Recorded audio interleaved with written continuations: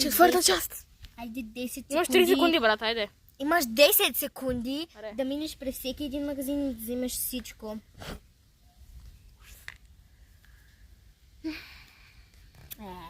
Заспали, бе? Ало? Нищо, сега Е. се смъкчи. Ами хора, ще изчакаме малко, че звънат ти. Така че ще изчакаме. Ще изчакаме малко. Не съм гладна, запусках, нали?